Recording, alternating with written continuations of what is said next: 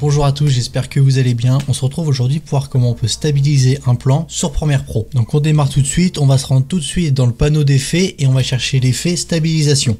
Donc moi, vu que j'ai Premiere Pro en anglais, ça va être Warp Stabilizer. Je le glisse et je le dépose sur mon plan que je souhaite stabiliser. Si jamais la stabilisation ne veut pas se lancer, c'est peut-être que vous avez apporté des modifications à votre plan. Donc n'hésitez pas à l'imbriquer. Pour ça, vous faites clic droit sur votre plan et vous allez chercher imbriquer. Vous cliquez dessus et vous cliquez sur OK. Moi, j'ai pas besoin de le faire parce que la stabilisation a très bien fonctionné. Et maintenant, on va se rendre dans le panneau d'Effect Control. Donc je descends. Donc le premier paramètre que vous avez, c'est résultat. On va le laisser en lissage. Le deuxième paramètre à changer, ça va être le lissage. Moi, généralement, j'aime bien le baisser. Il n'y a pas de valeur précise à rentrer, c'est à vous d'essayer ce qui fonctionne le mieux. Après, il faut savoir que plus vous allez augmenter, plus le logiciel va essayer de stabiliser le plan, mais pour stabiliser le plan, il va devoir zoomer, donc ça va réduire un peu la qualité et ce qu'on voit aussi dans le champ. Le troisième paramètre, ça va être la méthode. Donc vous, normalement, de base, vous êtes en déformation de sous-espace. Là encore, il n'y a pas de meilleur paramètre. Dans la majorité des cas, moi, je mets position, échelle et rotation, mais dans certains cas, position ou déformation de sous-espace peuvent mieux marcher. Donc ça, je vous conseille de rapidement essayer les quatre. Moi, pour le coup, j'ai essayé juste avant, c'est position, échelle et rotation qui fonctionnent le mieux.